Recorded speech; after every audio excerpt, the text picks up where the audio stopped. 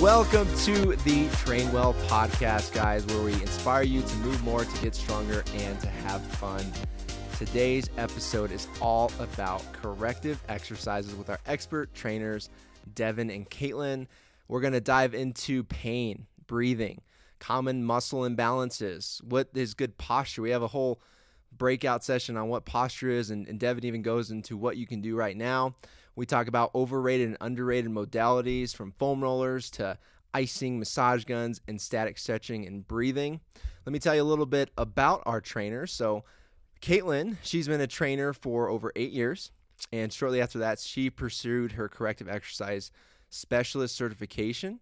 She has since worked as a fitness manager in multiple gyms, where her primary focus was to introduce corrective exercises into the personal training programs and educate all the other trainers on how to utilize it with their clients.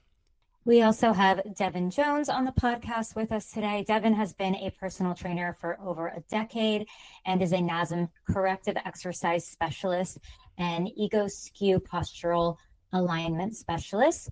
He helps clients eliminate chronic pain by improving their posture with simple bodyweight exercises that can be done at home. Keep listening, you guys, because we have not only a great episode, but some really actionable steps for you along the way. Sit back, relax, guys. Enjoy the episode on corrective exercise.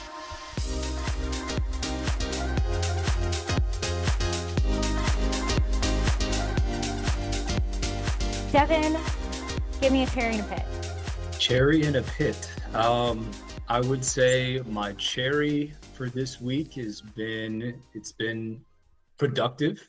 I've really been learning a lot on many fronts and just enjoying life in general. Life has been great. In terms of a pit, it's a little bit chilly this morning for Dallas weather in the 40s. So I guess, if anything, I don't like to complain, but if I'm going to pick anything, it's probably that. That must be cold for you. You're used to the heat. Devyn, I like to complain a lot. Darian knows. He does. Fair. Katelyn, what's your cherry and pit? I would say my cherry is definitely the fact that I'll be the opposite of you, Devyn. It has been cooler and we're finally out of 80-degree weather daily, and I am loving it. My pit would be the fact that I did like an unexpected vet visit for my cat earlier this week. So never fun, unexpected vet bills, but totally understandable. Did you know that pets have physical therapists? I've seen pet chiropractors before, which I find amusing. I find that amusing too. I love watching them like pop the dogs, and then their heads get like so relaxed, and you're kind of like, oh no, oh, it's okay. Oh, I don't know. It's kind of hard to watch at times, but it is amusing for sure. Okay, so we're going to talk today about corrective exercise. And when I think of corrective exercise, and I'll just be honest, I don't think that I know a lot about corrective exercise. I don't know what I know about it. So when I think about corrective exercise, the thing that pops into my head is this is kind of like physical therapy, but I could be totally wrong. So, and then the other thing that pops into my head is like, okay, we're fixing some sort of like imbalance. Like if you squat and your hips shift to the left, we're trying to get them more centered. So that's just what I think. But Devyn, since you did your cherry and pit first, I'll ask Katelyn, can you kind of tell us like what is your understanding of corrective exercise? And then Devyn, you can jump in as well. I think you're pretty spot on, honestly, with parts of that, Darian. It's very much, my big focus with it is a mix of pain reduction while also really focusing on imbalances and such. A lot of what is seen in corrective exercise is stuff you would see in physical therapy. There's a lot of crossover in movements and focuses per se. Mind you, not a physical therapist, but there's a lot of crossover that is seen between the two. And so very focused on being able to correct imbalances, correct areas where one muscle group is tighter than the other or not quite as strong, so that we do have optimal movement patterns. We have ideal mobility and stability within our joints, so we can move through our day-to-day in a way that feels good, that is pain-free, and lets us really just live our life like we're wanting to without having that pain to it.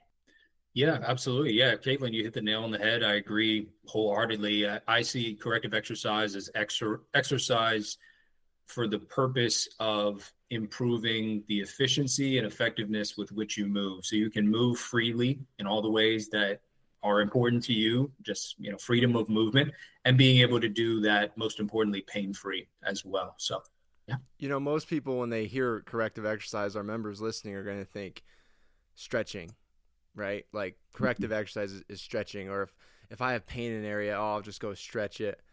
Katelyn, would you agree that, like, let's say your quads are tight, your knee starts to hurt, you're sitting a lot, you go for a run, like when you sit down and diagnose that client, like, what's the first thing you're going to tell them? You're going to tell them, go stretch? Because most people are just going to go, I just need to stretch it out. I just need to roll it out. Like, what's your diagnosis right off the bat?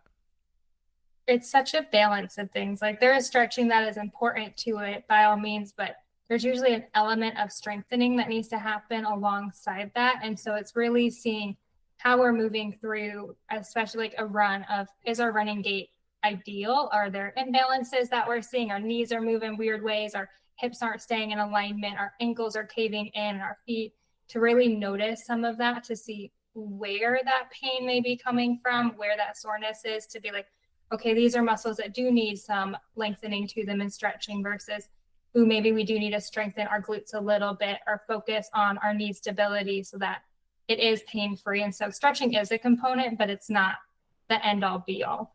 I feel like, can you define mobility and stability for those who don't know?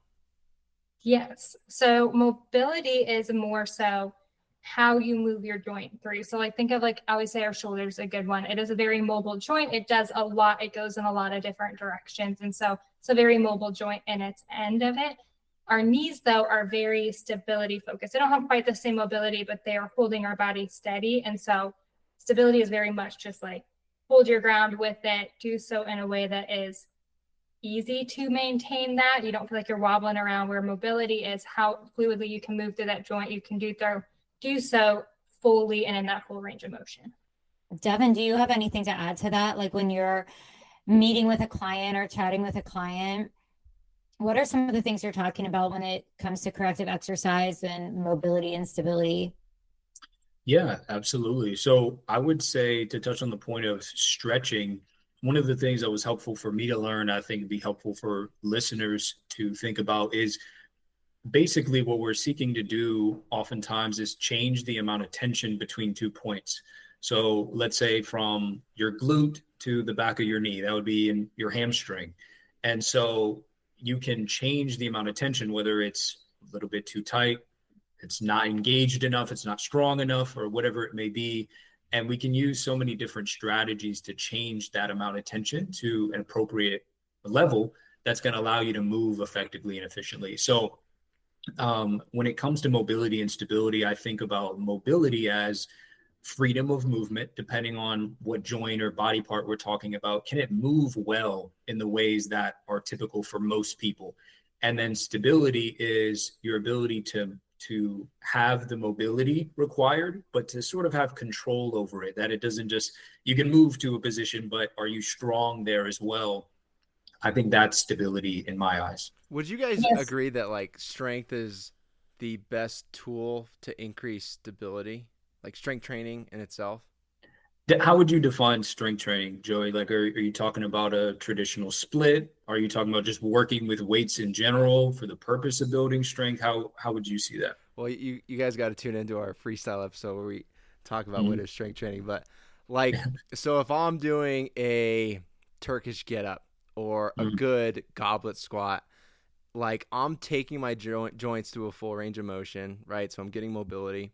I'm making sure my back isn't rounded, it's neutral, and that's stability, correct? So like in that one exercise, I'm checking multiple boxes of mobility and stability. Yeah, good question. Yeah, I would say, in my opinion, no, because I think about posture more and making sure someone's posture is in order before I think about strength training. But that's just my opinion, because if your posture is out of whack, but then you try to apply strength training principles or a strength training regimen, you could have, a focus on great form and taking it slow and steady progression. But if your body is out of position just naturally by default, I think it makes it very easy for you to slip back into those patterns of poor positioning. which could lead to injury or strain, or just not even injury or strain, but just not seeing the progress that you want to in that area. So I think about posture as the most effective piece before I think about strength training. I agree 100% with that. I think it's our posture and our day-to-day, just how we carry our body is the foundation of it. And that if that's the bulk of our day, where strength training's for most people, 30 minutes, somewhere to 60 minutes. So it's just a really small fraction of our day. So if we're only focused on it for 30 minutes of the day, doing strength training is the only time we're maintaining good posture and focused on our stability, our mobility, and how we carry our body, that the amount of time we're not maintaining that is just far outweighing it, that we're not really going to see that progress. And so it's far bigger than just the strength component. So Joey, what they're saying is you are wrong. Just kidding, but kind of. So I am curious. So who needs to care about corrective exercise? Like, if someone, it feels like pretty good and, they're working out a decent amount, or like they're not having any pain, does that person need to care about corrective exercise? Like, and at what point would someone maybe want to consider meeting with a trainer who specializes in corrective exercise? I'll go for it, I guess. I would say everyone can benefit from it, no matter how experienced you are with strength training, how solid your form is, in your opinion, how well you move through pain-free. That I don't know a single person, including myself, that can carry themselves 100% of the time with like perfect form, perfect posture in their whole day to day. If someone has that, props to you. I have yet to see it. I can't do it myself. I'm human. But with that the principles of like corrective exercise, the mobility work, the stability work, it also makes really good warm-ups and cool downs, and is so like efficient to just be able to lift well. And so even if it's just added in as a mobility practice at the start of your workout, and it's like, okay, let's focus on this, make sure we're ready to go so you can perform well, that I think it's beneficial to anyone, even if it feels like, oh, I don't know, like I lift heavy already, I'm good to go. That it never hurts to try and see the impact it would have.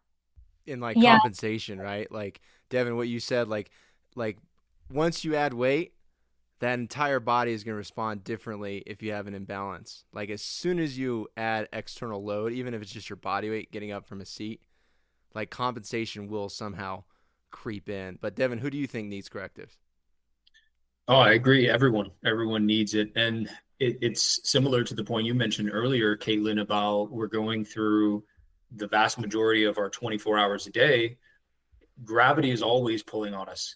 Whether you're lying down, you're sitting down, you're going for a run, you're lifting, gravity is always pulling on your body. And so if it's out of position, then to your point, Joey, when you add weights or you add some sort of stressor, or just going through day to day, walking, sitting, standing, out of position is wearing on those joints or those various areas. And if pain isn't there yet, like it's probably on the way, right? So if it's not a reactive response that you're taking to look at corrective exercise, meaning you're in pain, you want to get out of pain, I think everyone should be doing it at least proactively to stay away from pain. Yeah, I was actually just going to ask you that, because when I think like just the words corrective exercise, like, oh, I'm correcting something that's already wrong. But you do feel like this can be proactive. Like somebody should look at this as something they can do to help themselves into the future. Is that kind of what you're saying, Devyn? Yes, absolutely. Yeah, because if you've done the work to get into a good position, and your posture is good, at a good spot, you're moving well, pain-free, don't have any imbalances largely, then you still have to do work to maintain that oftentimes, because there might be seasons when you're working more, you're sitting at a desk for longer periods than usual, and that can weigh on your body, is just one example. So absolutely, it can be proactive. Okay, I want to back up to posture, because this is a hot topic. Like when I think posture, I think of what my grandma used to do. She used to stand up straight, Joey, eat your chicken, right? She'd be like, and like I've heard through my career that posture is a reflex. Like I've heard from people that like posture is this reflex, quote unquote. So like if I'm sitting at a desk, that my body is finding the most efficient way for me to sit at my desk. My head's forward, my shoulders round forward. Like that's good posture for sitting at my desk. That's my brain's most optimal way of doing that task. But if I want to go run a marathon, then I don't have good posture. So Devyn, weigh in on that. Like what is good posture? Good question. Yeah. So I would say good posture is not too different from what we think about with corrective exercise. I would say good posture is when your body is aligned and balanced from left to right and head to toe. And so when all of your joints from your head to your shoulders, your hips, knees, feet, ankles, they're all stacked on top of each other, supporting one another, I would say that's good posture. And so that looks a little bit different, whether you're standing, you're sitting, whatever movement you're doing. But basically, you want to keep your low joints, the ones I just mentioned, you want to keep them in good alignment so certain joints aren't getting more pressure than others. And so it's basically the ability to be aligned, balanced, and move freely, pain-free. I would say that's what good posture enables you to do. I have a grandma story really quick. Yeah. Since Joey brought it up. So my gran, actually, she lived till she was 94. She died like a year and a half ago. And she was like born in the 20s, okay?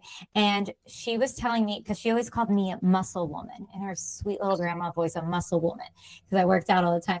And she was telling me that when she was a little girl in gym class, her gym teacher said that she had bad posture, like her shoulders came forward.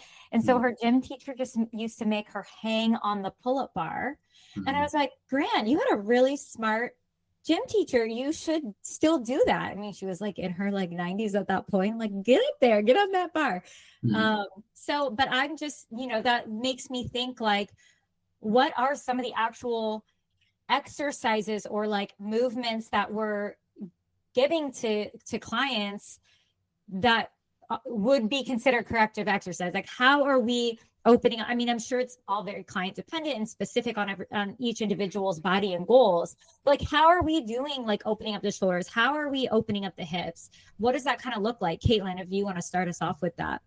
Yeah. So one of my big focuses with just how our world is too, a lot of us sit at a desk. We have our phones. We're just super hunched over on a day to day. And a lot of individuals, our shoulders are rounded forward. Our chest is just very tight. Our pec muscles our back has just gotten very just extended. It's not quite as strong as it needs to be to just support that optimal alignment. And so that's one of my big focuses initially, is just that upper body aspect too of, okay, let's do exercises that are going to open up our chest, doing like a pec stretch, doing anything of that nature. Band pull aparts is an option. Internal, external rotations of the shoulder to just keep that joint moving efficiently.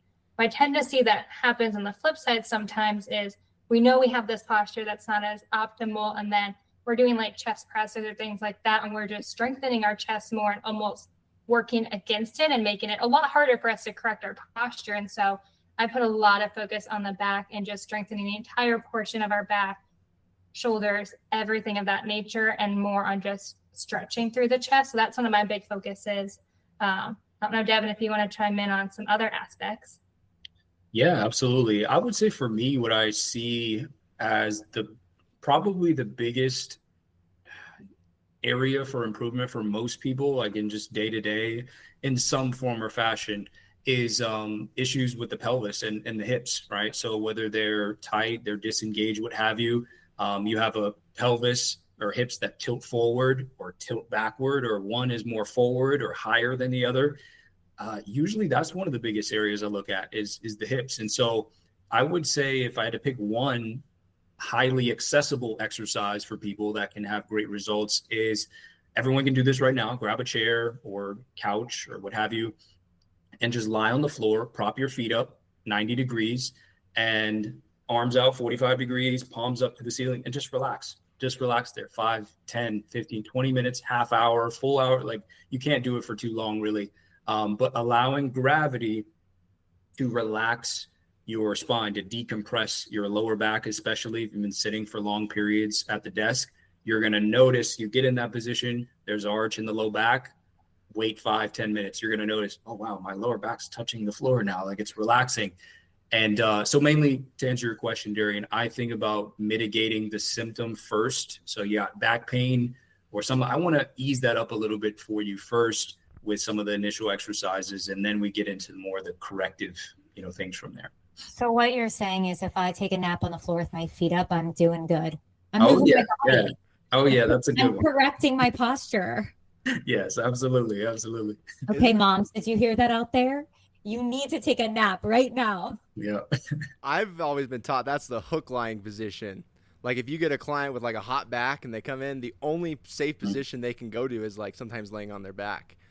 Oh And yeah. yeah, so I've heard that's an awesome point. But Devyn, I want to go back to you touched on pain, and like anyone who's trained hard knows if you've been an athlete, if you've been, lifting weights, like at some point you're going to have like this quote unquote pain. So I want to Mm. talk about like, is pain okay in some regard? Is pain really, really bad? There are different types of pain. Like lead us down that path. Start by your explaining what pain is to people. Yeah, good question. So I think overall we need to have a different look at pain from what is common, in the sense of pain is just a signal that our body's given us that, hey, something's going, hey, pay attention to this, right? Your knee is out of position or something's not right, with your back. And so without that signal, we wouldn't know what's going on until maybe it's too late, or what have you, right? That sort of proactive signal or heads up. And so I would say I think of pain in two different ways. Your strength training, there's the muscle burn. It's a fatigue. You get a pump or what have you. It's burning. It's difficult. It's challenging, but it shouldn't enter that territory where you feel like it's like, ow, like this hurts. I feel like I'm about to strain something or push something past its limit. I think that is where we get into that territory where we need to pay more attention and play it safe. I'm all for intensity, but if it's entering that territory of like you feel like you're going to really hurt yourself, then you need to ease up a little bit. Katelyn, what do you think about pain? I agree 100% with Devyn on that it's a signal and we can't ignore that when we're getting a pain signal, like we have to recognize it.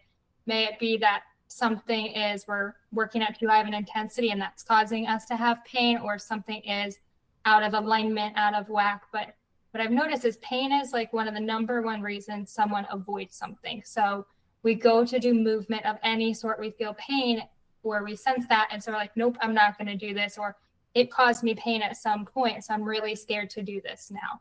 And so that's one of my big focuses on working with people on is shoulders, for example. We've had an injury to our shoulder. We've had lots of pain. We've lost a lot of mobility and strength and stability. Now, as we work through that, we're going to feel some discomfort. We might feel some pain. It should not be a sharp pain or anything alarming like that, but there's going to be some sensation, some feeling still likely as we just find that movement back that we've lost. And it becomes a big mental focus of identifying, is this pain? Is this discomfort? Is this normal? Is this a concern or risking injury? And really just working through the mental block that comes with pain so someone can do corrective exercise. They can work through movement patterns, because that tends to be just such a limiting factor.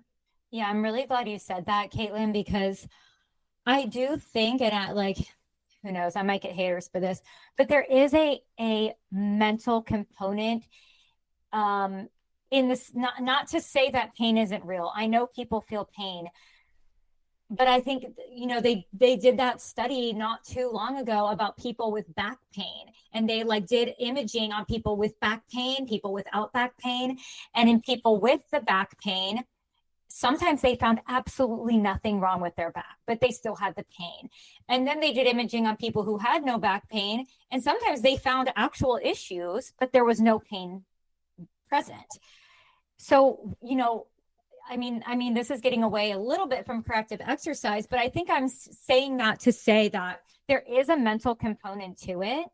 And right, we shouldn't be scared to investigate physically when we're feeling pain. Like, I know I've had clients like, oh, what you said, I'm so scared, I don't want to move in this way. And it's like, well, it's okay, actually, if we feel the pain. It doesn't necessarily mean something bad is happening. Sometimes you have to work through the pain to heal. I mean, would you guys agree that that is the case?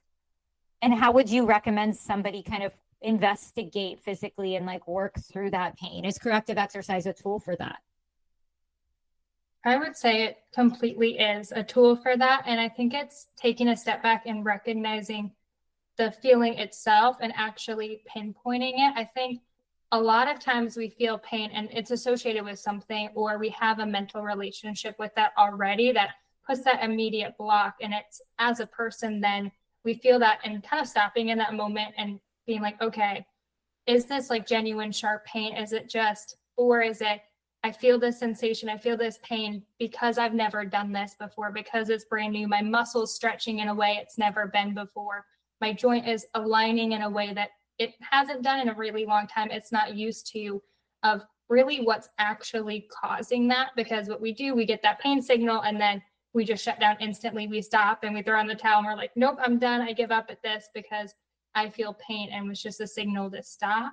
And it's, instead of just hard stopping, of actually diving a little bit more and taking that step back yourself and being like, okay, actually, what is the cause of this? Actually, to what intensity am I feeling this, to know how to proceed from there. Yeah, Devyn, what are your thoughts on that? Yeah, I agree. I mean, overall, I think that's the key thing that I'd recommend people to do, is just reach out to, a corrective exercise professional or a posture coach like myself. And you're kind of, you're basically, you're lending some of the insight, the knowledge, the wisdom to get a better picture of what's actually happening with your body. I mean, pain is really difficult. It's debilitating for many people. And so we want to, in many cases, just put a Band-Aid on it. The pain's, it hurts. I just want it to go away. Right. Which, hey, fair enough. Like, I understand you want to take a pain reliever, or, put on a heating pad, or go to the chiropractor or something like that. But are we really addressing the root issue? Why did it come up in the first place? And a corrective exercise professional can help you better understand why something is happening. Why are you in pain in the first place? But to your point about the mental piece, Darian, it's difficult in cases I see with some clients where they hold on to it. It's been with them for so long, it almost becomes a part of their identity. Or, hey, my girlfriend, my boyfriend only pays attention to me when I'm in pain and is close by to me. That's very difficult to let go of that pain in those situations. So I definitely think corrective exercise, it can help overall. Okay, guys, where does somebody start with corrective? So, like, what's the first piece before they go see? Are there any tools they can do themselves to give them an assessment? Like, let's say they're doing a deadlift and they tweak their back, not to the point of they can't breathe, but they tweak their back.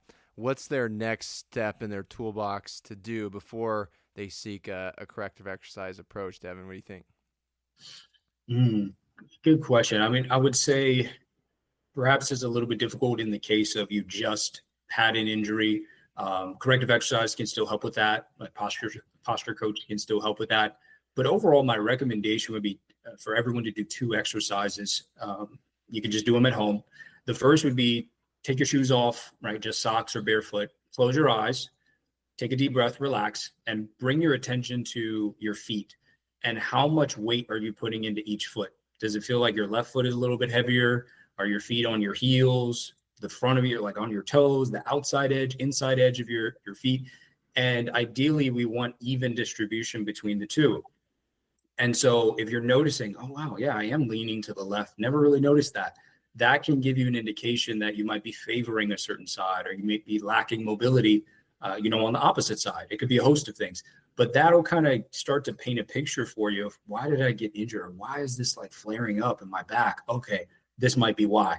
The second one would be simply looking in the mirror, turn to the side. Maybe you got to lift up your shirt a little bit, right? But take a look at your hips and which way they're pointing. So basically, if you look at the top of your belt line, is it parallel with the ground? Is it tilting a little bit forward where it's like starting to tilt downward? Or is it the opposite where it's sort of like tilting upward?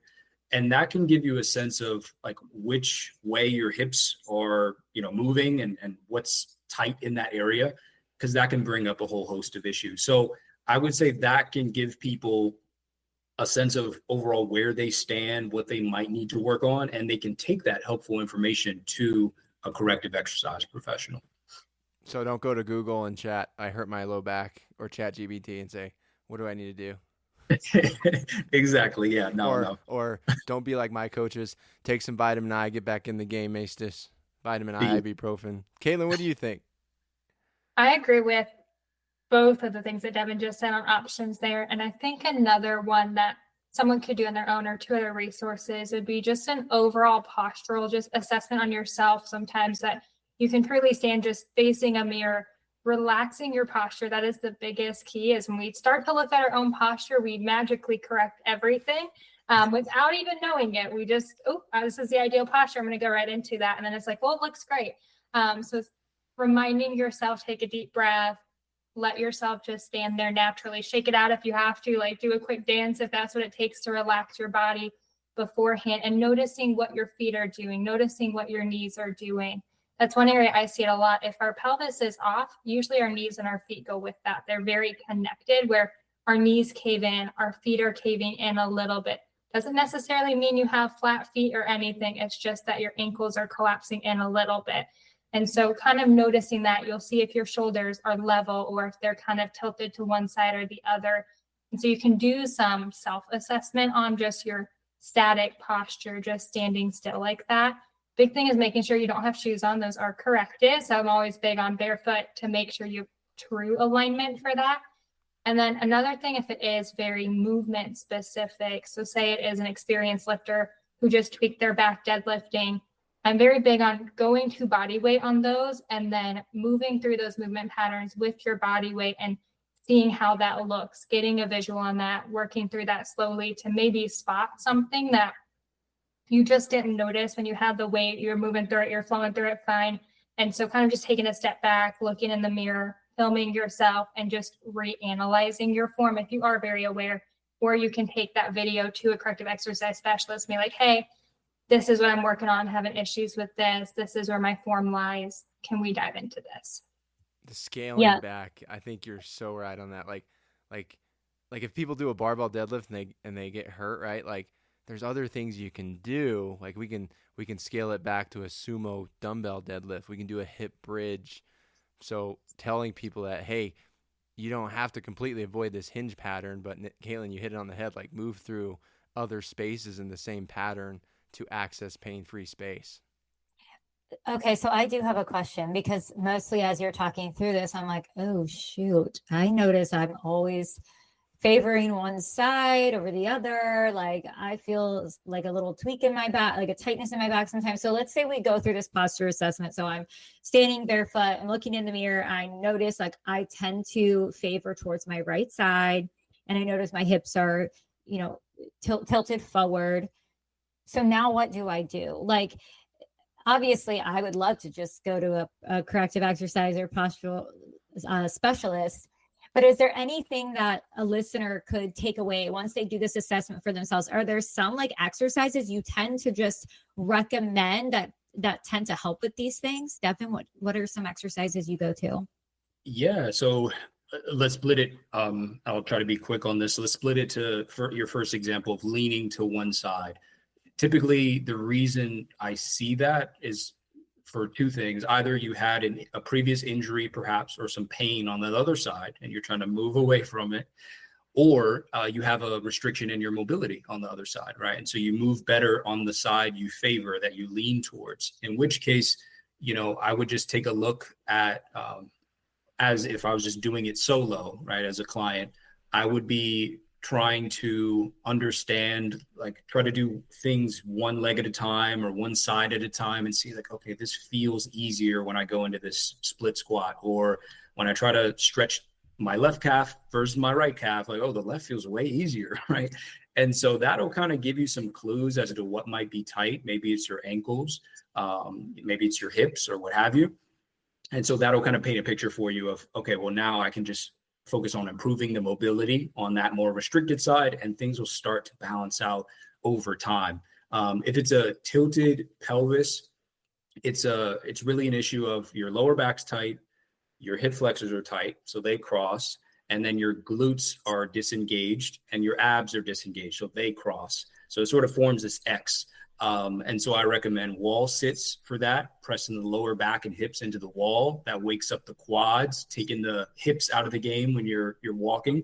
I recommend ab crunches, feet on the wall, eyes to the ceiling, not bending your neck at all, just solely moving the abs. And I would recommend, again, the exercise I mentioned earlier, just feet up 90 degrees on a chair or a couch and let your back relax into the floor. So those would be my 3 immediate go-tos with that. Devyn, I got some serious lower cross syndrome, buddy. You should come help me out. Yeah, we'll talk, man. Yeah, easy fix. Katelyn, what do you think? What are some go-to exercises? One of my go-tos from a high level, if someone is already a more experienced gym goer or person who works out that does have very good body awareness, is trying to take things into single arm, single leg where possible. Because when we work, say we're doing a bench press and we're using a barbell, we're able to easily compensate one side or the other based on a lack of mobility or a lack of strength or stability. And so that stronger side, that more mobile side, it just kind of takes over naturally and you don't even recognize it. And so utilizing dumbbells instead and forcing both sides to work on their own, doing just one arm at a time and really being able to be aware of it. So you can spot those things yourself a little bit nicer and be like, oh, holy crud, like my right shoulder is so much tighter than my left shoulder. And that's making this bench press harder, or any of that. When we do lunges, if this leg doesn't move quite as effectively through it, it's a lot harder on my right versus my left. My knee caves only on this side. All those different things you can kind of notice a little bit nicer yourself to then start being aware of that. Big thing with that though is we sometimes then, what you don't want to do is do more work always on the side that is less strong is the word I was going for. I mix my words. But we then are like, oh, I'm going to do more sets on this side, or I'm going to try to lift heavier on this side, or my right side is stronger, so I'm going to pick up a heavier dumbbell there because I want to challenge it still. And then we just keep ourselves disproportionate. And so it's accepting that maybe we have to lift lighter on one side for a little bit to even things out. And so, yes, my right side could lift more, but I'm going to stay level with it and trying to work through that. So that's one of my big go-tos, just if you're doing it on your own.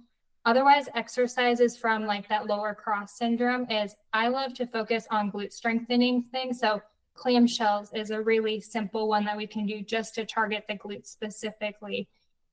We can do hip thrusts as an option as well, really maintaining optimal alignment. If we want to isolate the core, doing our dead bugs and our bird dogs, those are 2 of my favorite ones that I program for almost anyone from a core engagement perspective. And so those are some of my go-tos also. Would you recommend people do this like as a warm-up in between big sets of upper body at the end of a workout on a separate session day? What do you think, Katelyn? When can we sprinkle these correctives in? It's a good mix. You can do a little bit of everything. I love doing stuff in the beginning of a workout to target those areas that are necessary there. And so from a lower cross syndrome perspective, doing things that are going to engage our glutes right at the start of our day, engage our core, because if we target that in the beginning and we turn on those muscle groups and that mind muscle connection, it's so much easier to carry that through the rest of our workout and do it effectively. Where if we only leave it for the end and target it then, if our abs haven't been turned on the whole workout and then we just turn them on at the very end, our chance of injury was much higher that whole time. And so I love to start with it, sprinkle it in where necessary, especially if we're switching focuses pretty drastically in our workout. It's a full body workout and we're now going to do some upper body work, and maybe we need to do some shoulder mobility to ease into that. But then it never hurts to do that on off days at the end of a workout as an extra little bonus work. So pretty much everything. I invented a word with correctives. You guys want to hear it? Sure. Stabilificationalization. Oh, Stabilificationalization. Devyn, I want to ask you this. Common areas, like you mentioned lower cross, but what are other areas like you constantly see that, depending on, everything depends, right? But from human to human, what are common areas you see that need the most work in terms of postural help or correctives? Yeah, so number 1, in my opinion, would be the hips, the pelvis position. And then second to that, I would probably say the shoulders, especially with as much as we're sitting these days, a lot of rounded shoulders, putting us in, bad position there. As you mentioned, Katelyn, tightening our chest, allowing our upper back muscles especially, to get weak. And that brings on a whole host of shoulder impingement or rotator cuff issues when you go to play tennis. You have tennis elbow, or it's going to bring on carpal tunnel syndrome, right? So I would say the shoulders is probably the second biggest issue that I see. Is that they sort of work cohesively, the shoulders and the hips. It's like they're working in combination, or they're not, and it brings on pain. So I'd probably say shoulders are second. How would a person know if this is something they can just sprinkle in, kind of like Katelyn said, you do a little in your warm up, get those muscles firing, and then you do some in between when you're about to work a new muscle group and something at the end. But is there a case when someone really just needs to focus on like posture, mobility, and stability before they're loading? And how would they know if that's the case? Good question. Yeah. I mean, the tie into your earlier question, Joey, about sprinkling it in. I mean, I think for many people, it would do them well to take 30 days, even 60 days of just deliberate all out focus on posture, getting into a good position overall with your body, and then reintroducing your lifts, all those sort of things. Not to say you can't do cardio like you have to, but that's just my take, right? I'd rather get it done. You're all set. You're moving effectively when you do go to strength training versus you just kind of sprinkle it in here and there. But in terms of your question on how would they know that, Darian, I would say definitely if you're having persistent pain, like it's chronic. You've been having it for months, goes away for some time, comes back, goes away. That's probably a good sign that you would want to do it. And then I would recommend everyone, just like I mentioned the load joints earlier, just do a quick Google search of the human anatomy. Like you just see like a skeleton in the position that you're supposed to be in with your hands. If you look down right now, your thumbs should be pointing straight ahead if they're down by your side. If your thumbs are pointing in towards your body, probably rounded shoulders, right? It'd be a good thing to just take a couple weeks and focus on that, I would say, in those cases. So, Devyn, what about my gains? With a Z, gains with a Z. If I'm taking 30 days off, I mean, I can like hear my clients going, but I'm scared. Right. I'm making progress. Like, I mean, what is your argument to that person who's feeling that like, but I've been making so much progress and I'm lifting heavier and I don't want to stop that forward momentum to quote unquote go back and just work on posture? Like, what is your argument to them? Yeah, great question. Yeah. So again, this is all about trade-offs. I'm not saying you have to do this one way. It's just my recommendation. The argument being, if your goal is gains, whether that's building muscle, whether that's maxing out strength, if your body is out of position, there's an upper limit to that. And that upper limit right now may not be your true potential for what is possible for you. So I'd rather you take one step back. Well, really it's a step forward, but take a pause, get into good position, and then you're really going to be able to see what's possible for you. So that would be my main argument. And as well, if you're dealing with pain, like it's not going to go away. The one of the big things I want to impart upon the listeners with this discussion is, for whatever habits you're practicing, whether it's training, nutrition, whatever, what is the health tax that you're paying for whatever the habit is? And so if you keep just burning away at it, just grinding, and ignoring the pain, there's a tax that's going to come due, unfortunately, at some point, if you do not address it. So that would be my reason.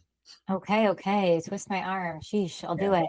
I really, actually, I think I do need to do it, because I've had this tightness in the right side of my back for probably 6 years that like comes and goes. It never lets up. And I just keep on lifting. And it's fine. It's not so bad, but it's something to look at, because based on what you're saying, it seems like you do have to pause, try to fix that issue.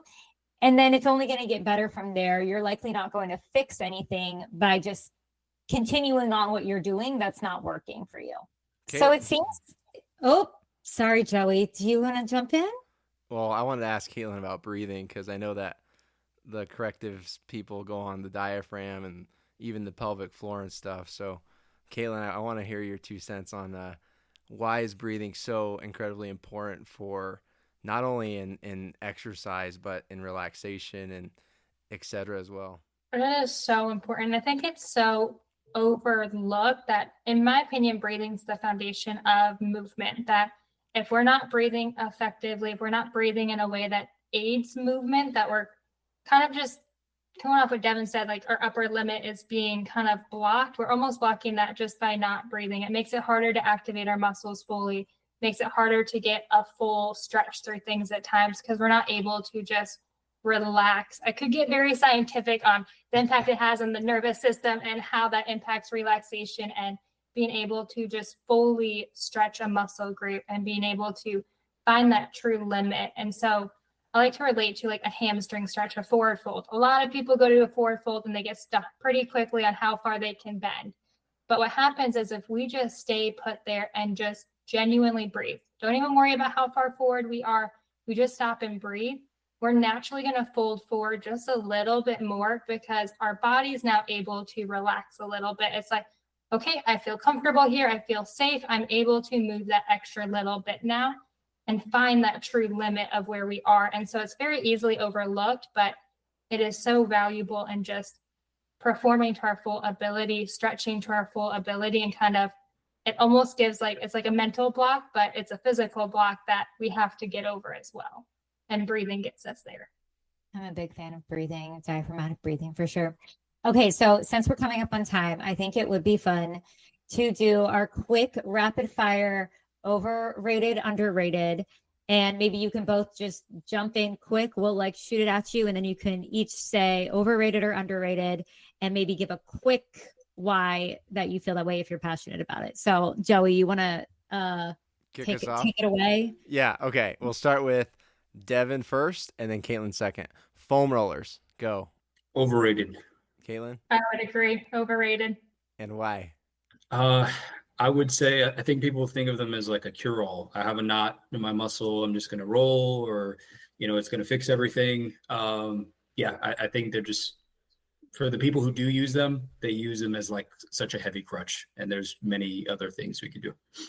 Massage gun, Devyn? I would say underrated. I like the massage gun. I don't get too much into the research and like, foam rolling versus massage gun and all these sort of things, but it's relaxing. I don't know any listeners tuning in, like a massage gun feels good. And I think even just that element, like you mentioned, the mental piece, Darian, just relaxing your mind. I like it. I'd say underrated. I agree. Underrated. I think the massage gun is used as a relaxation, like pain relief tool, where a foam roller is used a lot of times to almost cause pain. Like we associate the success of a foam roller with pain. And so it works on the opposite, which is why I think it's so much more underrated and why a foam roller is overrated. Static stretching. Overrated. 100% overrated. Do I need to dynamically stretch before I work out, or do I need to statically stretch before I work out? Or do I even need to stretch before I work out? Coming off the street. Yeah. That's what I think a mix of, but what do you think, Katelyn? What do you think? I think a mix of both. They have their place. I think a lot of people, that what I think static stretching is overrated is a lot of people rely on that pre-workout. And I like to associate with a rubber band. Like if your muscles are cold, a rubber band, if it's cold and you go to pull on it, it's going to probably snap, versus doing some dynamic movement, warming it up. It's going to let that rubber band just move efficiently and not risk snapping. And our muscles are kind of the same, where dynamic movement goes so much further than doing, I'm just going to statically stretch a muscle group and then try to bench a PR. It's not really the most effective thing we can do in life. And so I think it's very overrated. Okay, my last one is traditional ab work, like planks, crunches, sit-ups, Russian twists. Overrated. Overrated? Yeah, I'd say at this stage overrated there. And I think we're getting a lot more creative now. People are starting to become more aware of fundamental exercises, like you mentioned, Katelyn, like a bird dog or something like that. But there's just so much more that we can throw into the mix, so I would say overrated as well. Yeah, I asked that one because I think a lot of people, when they think about like, I want to have better posture, I need to strengthen my core. And then they go and do like, these more traditional ab exercises, when there's probably more like effective and efficient ways to work on posture than just, doing a few sit-ups. Wait, before we let you go, Devyn, Katelyn, one piece of actionable advice that you want our listeners to take away. Katelyn, we'll start with you. I think my biggest piece of advice would be it is okay to take a step back and focus on posture, and it is okay to recognize that. I think a lot of times we think it's that give or take, and so giving yourself permission to take a step back, recognize those things, slow down a little bit so you can move in a way that's just going to benefit you in the long term is my biggest advice. Devyn, how about you, man? I would say consistency over intensity. People try to capture all the progress in the world in one day and, just go super intense and prioritize that first, but you got to stay consistent no matter what. So adjust your plan, adjust your program, take a step back or push when you need to, but stay consistent above all else. Okay. Thank you both so much for talking with us today about corrective exercise. If any of our listeners want to meet with one of our Trainwell trainers who specializes in corrective exercise, there's a link in the episode description. You can sign up, try it out, 14 days free. Thank you both so much. I really appreciate it. We love you. Thank you for having us.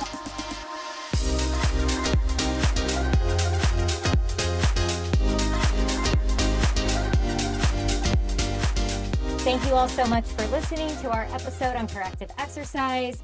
Go ahead and do your postural assessment. And if you want to work with a Trainwell trainer who specializes in posture and corrective exercise, you can click the link in our description to try it out for 14 days free. We love you guys. We'll catch y'all next time.